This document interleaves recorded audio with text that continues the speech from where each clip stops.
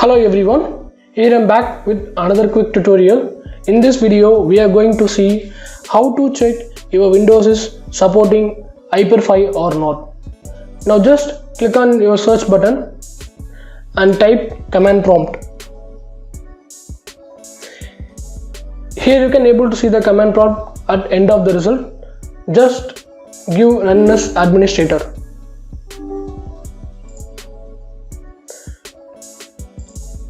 Now just type system info and hit enter button.